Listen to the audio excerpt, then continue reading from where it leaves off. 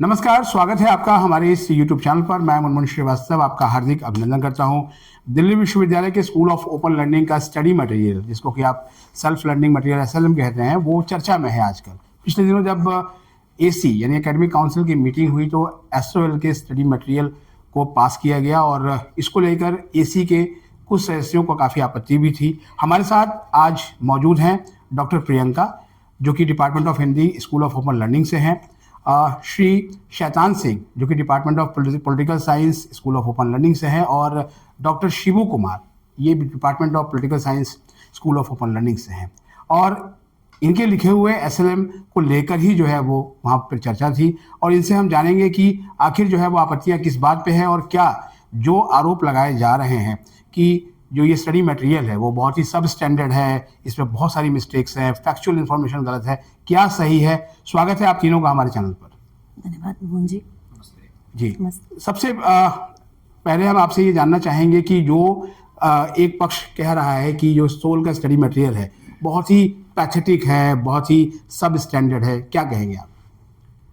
सबसे पहले तो आपके सभी श्रोताओं को बहुत बहुत धन्यवाद, और आपको भी कि आप जो एक सही चीज़ है वो सभी तक पहुंचा रहे हैं, क्योंकि बहुत सारे ऐसे विषय आते हैं जो हमारे ध्यान में भी होते हैं, और एसओएल में लगातार कंटेंट में काफ़ी सुधार हुआ है। और अभी जहाँ तक हमारे ध्यान में हम लोग जो कंटेंट लिख रहे हैं उसमें कोई ऐसी त्रुटि नहीं है जिसको कि हम ऐसे मेजरली हाईलाइट कर सकते हैं, और कुछ ऐसा होता है तो उसको भी हम सुधार करते हैं।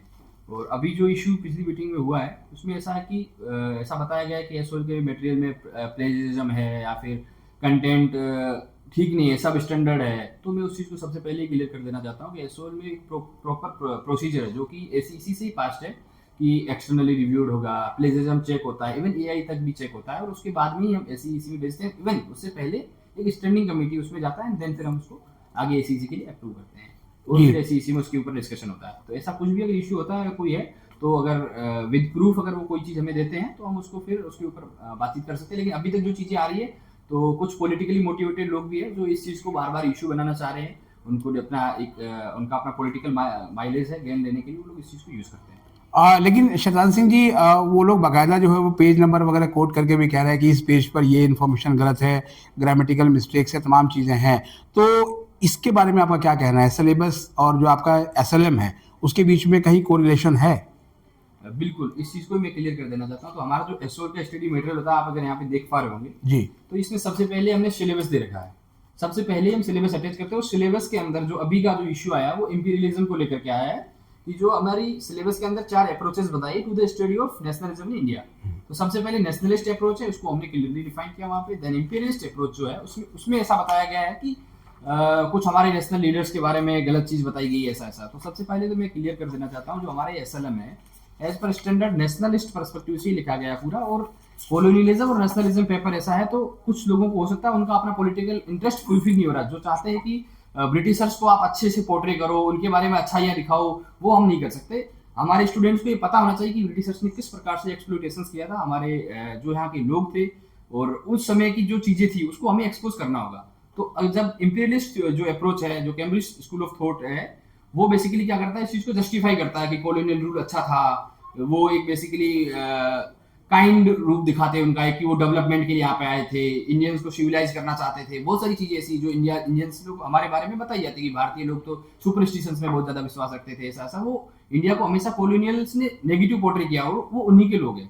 तो वैसी चीज़ों के ऊपर अगर आप डिस्कस करोगे तो उसमें क्लियरली लिखा है कि जो इंपीरियलिस्ट जो आप पेज नंबर बता रहे हो उस पेज पे ही कुछ ऐसा गलत नहीं, वो इंपीरियलिस्ट अप्रोच है। बेसिकली जिस प्रकार से उन्होंने डिनाई किया है, इंडियन नेशनल यूनिटी को ही डिनाई किया है, तो वो चीज हम कह रहे हैं कि उन लोगों ने डिनाई किया, but that was not there.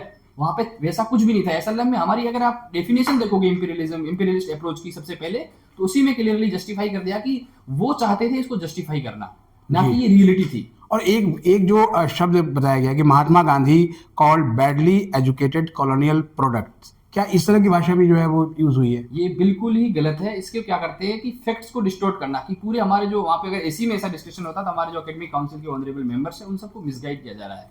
अगर आप इस एसएलएम को देखेंगे तो उसमें करेक्टली लिखा हुआ है उसमें कि second the depiction of nationalism as elite driven, एक हेडिंग है जो कि बेसिकली इंपीरियलिस्ट का एक की फीचर है, उसमें बताया गया है। तो उसमें एज पर द इंपीरियलिस्ट जो थिंकर्स है उनके अनुसार उन लोगों ने ऐसा बोला है हमारे लोगों के बारे में, लेकिन हमने उसका क्रिटिक किया है कि दिस वाज नॉट राइट, ऐसा नहीं था, ऐसा बिल्कुल नहीं था। लेकिन वो लोग हमारे भारत को ऐसा पोर्ट्रे करना चाहते थे, लेकिन उन्होंने उस एक आधे सेंटेंस को उठा करके आगे का आधा सेंटेंस रख करके अपने पॉलिटिकल इंटरेस्ट को सर्व कर रहे हैं वहां पे वो। जी, डॉक्टर प्रियंका आप क्या कहेंगी? नमस्कार मुनमुन जी। मैं कहूँगी जैसे कि शैतान जी ने बोला कि जो हमारा करिकुलम है वो उसी के अकॉर्डिंग हमारे जो एसएलएम्स हैं वो लिखे गए हैं। तो मेरा जो विषय उठाता है, मेरे 2 पाठ्यक्रम हैं, हिंदी गद्य विकास के विविध चरण क, हिंदी गद्य विकास के विविध चरण ख। तो दोनों ही पेपर में जो मेरा पहली इकाई है, विजुअल होगा या नहीं, जैसे जो पहली यूनिट है यानी फर्स्ट चैप्टर जो है उसमें गद्य का परिचय है, यानी हिंदी गद्य के जो विभिन्न रूप हैं उनका परिचय है। तो उसी के अकॉर्डिंग हमने इसका विषय सूची भी तैयार की थी। तो वहाँ ये प्रश्न उठा कि हिंदी क और ख दोनों एक समान है, मतलब पूरा पाठ्यक्रम यानी पूरा एसएलएम सेम है। पर ये प्रश्न बिल्कुल गलत उठाया गया है कि किस तरह से वहाँ कुछ सदस्य जो है उनको आपत्ति उन्होंने जताई कि जो मेरा एसएलएम है जिसकी मैंने समीक्षा की है उसको पूरा तैयार किया गया करिकुलम के अनुसार। पहली बात तो ये प्रश्न उठता है कि उन्होंने क्या मेरा करिकुलम चेक नहीं किया, क्या उनको पता नहीं है ड्यू का करिकुलम क्या है? तो ये तो बहुत बड़ी बात है कि वो करिकुलम पे ही प्रश्न उठा रहे हैं। तो मैंने जो तैयार किया एसएलएम या इसकी जो विषय सूची तैयार की गई है वो करिकुलम के अनुसार की गई। करिकुलम ड्यू का है जी। तो यहाँ मतलब उसको आपने एज इट इज फॉलो किया है? जी, एज इट इज फॉलो किया है। वो कहीं भी कॉपीड नहीं है। सिर्फ जो पहला पार्ट है जिसमें हिंदी गद्य के जो विभिन्न रूप है उसका सामान्य परिचय दिया गया है। अब आप एक बात बताइए कि अगर बच्चे को कहानी नहीं पता है कि कहानी का परिचय क्या है या कहानी की शुरुआत कैसे हुई, वो नहीं पता है तो वो कैसे पढ़ जाएगा? और इसी तरह से जब बच्चा पहली कक्षा नहीं पढ़ेगा तो वो 12वीं तक कैसे पहुंचेगा? ये एक उदाहरण के तौर पे मैं आप सबको बताना चाहती हूँ। और इसी तरह से क और ख दोनों का जो है करिकुलम के अनुसार बनाया गया है और जो विषय सूची है उसके अनुसार ही हमने उसको तैयार किया है। और हिंदी गद्य के जो विभिन्न रूप है वो क में भी फॉलो होते हैं और ख में भी फॉलो होते हैं। तो सिर्फ 2 पार्ट है, यानी क का पहला पार्ट और ख का पहला पार्ट वो समान है क्योंकि वो आवश्यक है और वो करिकुलम के अनुसार बनाया गया है। तो मैं आपसे बस आपके माध्यम से आपके श्रोताओं को यही बताना चाहती हूँ कि इस तरह से एसओएल पर या एसओएल की सामग्री पर प्रश्न उठाना बहुत ही गलत बात है। पहले उसके तथ्य की जानकारी उस सदस्य को होनी चाहिए कि वो किस प्रकार से तैयार किया गया या उस विषय की जानकारी होनी चाहिए। वह व्यक्ति उस विषय को उठा रहा है जिसका वो विषय ही नहीं है, उसको विषय की ज्ञान ही नहीं है, यहाँ तक कि उसे करिकुलम का ज्ञान नहीं है, वो उन पर प्रश्न उठा रहा है। तो ये बहुत ही दुखद है। और क्या ये हिंदी में भाषा और व्याकरण संबंधी गलतियां भी हैं?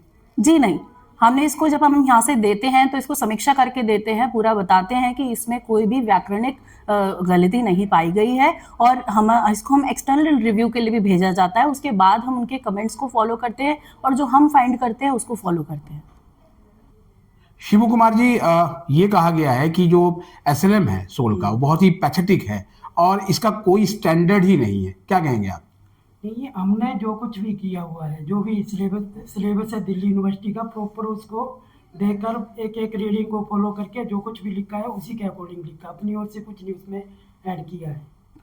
तो अच्छा, जो उनका करिकुलम है उसे ही आपने दिल्ली फॉलो यूनिवर्सिटी किया? के करिकुलम को पूरी तरह से फॉलो किया है। तो जो ये आरोप है कि अपनी मर्जी से सोल ने बिल्कुल हवा में चीजें बना दी हैं और बहुत ही सब स्टैंडर्ड चीजें पास हो रही हैं एसी में, पहले भी हुई थी। ऐसा कुछ नहीं है। जो कुछ भी हम लिखते हैं या जो कुछ भी ये जो बुक एसएलएम जाता है वो पूरे एक प्रॉपर प्रोसीजर से जाता है। जैसे कि अभी बताया है कि पहले क्या होता है, इसका एक्सटर्नल इंटरनल रिव्यू होके उसके बाद स्टैंडर्ड कमेटी में जाती है, उसका प्रॉपर जो है एआई चेक होता है या प्लेजरिज्म जो रिपोर्ट है, सब कुछ उसी के पूरा फॉलो करके आगे जो है सिलेबस जो है या एसएलएम जो है भेजा जाता है इसी वजह। जी, शहजाद सिंह जी, आपसे एक सवाल पूछेंगे। प्लेजरिज्म बहुत बड़ा मुद्दा है और खास तौर पर जो है वो अब तो रिसर्च में बहुत बड़ी चीज हो गई है। एसओएल के एसएलएम पर भी अभी आरोप लगने लगे हैं, क्या कहेंगे आप? बिल्कुल, पहले तो मैं आरोपों को बिल्कुल नदारद करना चाहता हूँ कि वो बिल्कुल बेसलेस है। उनके पास कोई, हमारे पास पूरी प्लेजरिज्म रिपोर्ट होती है। इवन एसी की जो मीटिंग्स होती है उसमें हम लोग एआई, प्लेजरिज्म के साथ साथ एआई भी, अभी तक यूनिवर्सिटीज में जो पीएचडी भी सबमिट होती है उनमें भी एआई नहीं चेक करते, बट हम लोग इस चीज़ का ध्यान रखते हैं, इतने एकेडमिक्स एथिक्स का ध्यान रखते हैं कि ये सब चीज़ें नहीं होनी चाहिए स्टूडेंट्स के लिए। बिल्कुल विदाउट एआई और प्लेजरिज्म फ्री कंटेंट होना चाहिए और पूरा वही होता है। उस प्रोसेस के बिना हम आगे भेजते ही नहीं है। तो बिल्कुल बेसलेस आर्ग्यूमेंट है और मेरी उनसे रिक्वेस्ट है जो इस चीज़ को क्वेश्चन उठा रहे हैं, क्योंकि ये सब चीज़ें एब्स्ट्रैक्ट कॉन्सेप्चुअल थ्योरीज है, जो कि पॉलिटिकल साइंस सब्जेक्ट का जिसको नॉलेज होगा वो इस चीज को समझता होगा, वो जैसे ही इसको रिव्यू करेगा उसको पता चल जाएगा। लेकिन ये जो कुछ डिस्टोर्ट करके फैक्ट को अपने अनुसार यूज करना, मोल्ड करके उनको अपने पॉलिटिकल माइलेज के लिए जो रिव्यू करते हैं, वो बिल्कुल खराब है। और मैं मानता हूँ कि सभी लोगों को स्पष्टीकरण हो गया होगा इस विषय से, और धीरे धीरे जैसे आप कंटेंट को पूरा पढ़ोगे तो आपको समझ में आएगा। वो बस एक दो चीजें निकालते हैं जिससे उनको अपना पॉलिटिकल माइलेज मिले, वो उस चीज को गेन करे, और उनको पास और कोई बोलने के लिए इश्यू नहीं है मुझे लग रहा है, तो वो इस चीज को बार बार उठाते रहते हैं। बेसिकली एसओएल ने जितना इंप्रूव किया है सभी कंटेंट में, तो काफी बहुत सुधर गया। मतलब बिल्कुल भी पहले पुरानी चीजें थी, जब फैकल्टीज वगैरह नहीं थी, शॉर्टेज थी, तो आउटसोर्स करते थे एसओएल में, तो उस समय कुछ इश्यूज आए थे। लेकिन उसी चीज को बार बार उठा करके पुरानी चीजों को, आज से 4 साल पहले जो चीजें हुई थी वही चीजें वो फेक न्यूज बना करके बार बार न्यूज में देते रहते हैं। तो मेरी न्यूज एजेंसी से भी रिक्वेस्ट है कि जब ऐसी आपके पास न्यूज आती है कि एसओएल के मटेरियल में ऐसी मिस्टेक्स हुई, तो उस चीज को क्रॉस वेरीफाई करें कि वो कौन सी ऐसी मीटिंग में गया था कंटेंट, उसमें वेरिफिकेशन उसके पेज नंबर के साथ में ध्यान देंगे तो थोड़ा अच्छा रहेगा। अच्छा, कितने लेवल पे क्वालिटी चेक हो रहा है अब? सर मैं आपको अगर बताऊं क्वालिटी चेक का, तो इसमें पूरा एकेडमिक एसईसी से पास हुआ प्रोसीजरल है। सबसे पहले जैसे बोला, एक राइटर खुद होता है, वो उसको लिखता है, देन उसके बाद रिव्यू करते हैं हम। रिव्यू करने के बाद इंटरनली रिव्यू होता है डिपार्टमेंट लेवल पे, देन डिपार्टमेंट रिव्यू करके फिर एक्सटर्नल को रिव्यूज भेजते हैं। देन फिर हमारे पास जो हमारे सब्जेक्ट एक्सपर्ट्स होते हैं या फिर जो एक्सटर्नल एक्सपर्ट्स हैं उनके सजेशंस आते हैं, उसको हम इनकॉर्पोरेट करते हैं, एंड देन फिर हम स्टैंडिंग कमेटी के लिए भेजते हैं। इवन स्टैंडिंग कमेटी से भेजने से पहले भी हम लोग कोशिश करते हैं उसके अंदर कोई ग्रामेटिकल मिस्टेक्स ना हो, कॉपी एडिटिंग वगैरह, पूरा हमारे जो एडिटर्स होते हैं वो भी उसको इंप्रूव करते हैं। देन स्टैंडिंग कमेटी में जाता है, स्टैंडिंग कमेटी उसको अप्रूव करती है, देन एसईसी में जाता है फाइनल डिस्कशन के लिए। लेकिन वहाँ पे सब्जेक्ट एक्सपर्ट्स भी होते हैं, सब चीजें होती है। अगर कोई ऐसा इशू है तो वो लोग सजेस्ट कर सकते हैं। जहाँ तक बात सिलेबस को लेकर के, एम्पीरियलिज्म को लेकर के, इसको पढ़ाना चाहिए स्टूडेंट्स को, नहीं पढ़ाना चाहिए फर्स्ट ईयर के स्टूडेंट्स के लिए, so that is up to university. वो जो हमारी डिपार्टमेंट है वो डिसाइड करता है कि सिलेबस क्या होना चाहिए। वो एक बार रिवाइज कर सकते हैं इस चीज को, क्या ये चीज फर्स्ट ईयर के स्टूडेंट्स को जानी चाहिए, नहीं जानी चाहिए। लेकिन जो हमने जिस चीज को लिखा है वो बिल्कुल एकदम प्रॉपर नेशनलिस्ट पर्सपेक्टिव से है, क्योंकि इस देश के स्टूडेंट्स को ये पता चलना चाहिए कितने ब्रिटिशर्स क्रूअल थे, किस प्रकार से उन्होंने हमारे लोगों का शोषण किया है। तो ब्रिटिशर्स को जो लोग बचाने की कोशिश करते हैं, उनके फेवर में अगर कुछ बोल रहे हैं तो दैट इज नॉट गुड। जी, बहुत बहुत धन्यवाद आप तीनों का, डॉक्टर प्रियंका, श्री शाहजान सिंह जी और डॉक्टर शिव कुमार जी, एसएलएम को लेकर अपनी जो है वो बात साफ करने के लिए। बहुत बहुत धन्यवाद आपका।